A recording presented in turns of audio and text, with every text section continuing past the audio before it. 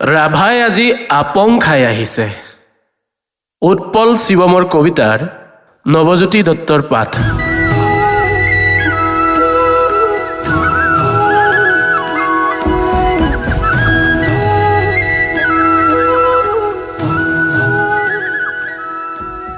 লুইতৰ চাপৰিত বহি দিনৰ দিনটো আজি ৰাভাই আপং খাই আহিছে।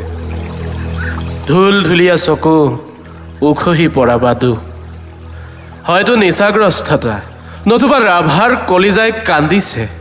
ৰিক্ত দুহাত মেলি দি অটহাস্য কৰে ৰাভাই। শেষ হৈ গ'ল সকলো, আৰু হেনো আশা নাই।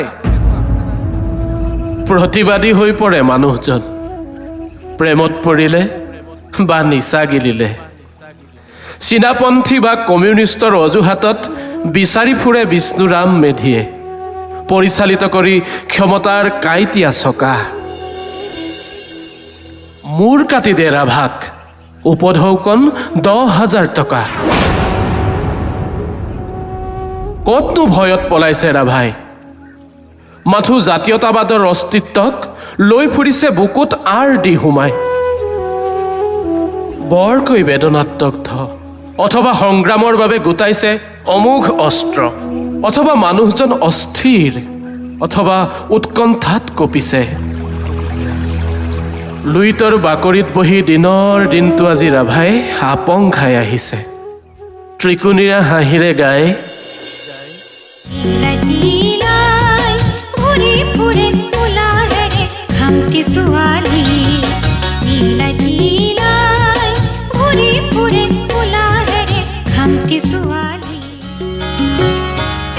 বড়ো গাভৰুৰ মখমলী চুলিৰ কথা কৈ যায় অনৰ্গল।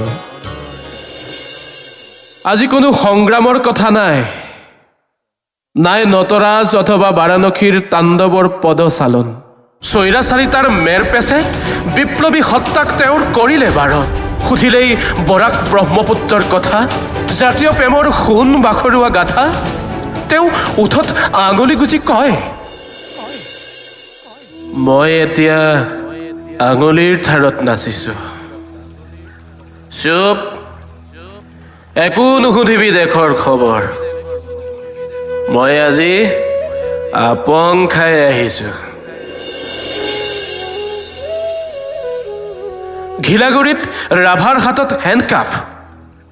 জাতীয়তাবাদৰ ঝংকাৰ পুনৰ ৰাষ্ট্ৰদ্ৰোহিতা হ'ল। ৰাভাক সুধিলে মাথো আঙুলি জোকাৰি কয়, চুপ, একো নুসুধিবি মোক। অসমীয়া পুনৰ লাঞ্ছিত হ'ল। ভাঙি চূৰ্ণায়মান হয় প্ৰতিবাদ।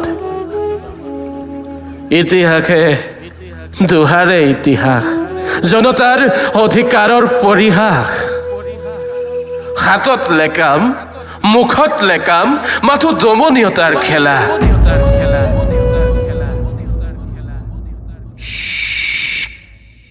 চুপ, চুপ থাক সকলো।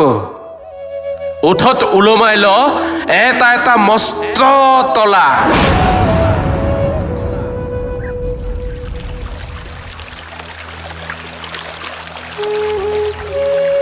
লুইত বৈ আছে, অসমীয়াই কান্দি আছে।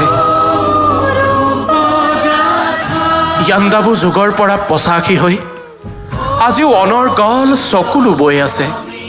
নিৰন্তৰ বন্যা দেখি মানুহজনে উচুপি কান্দিছে।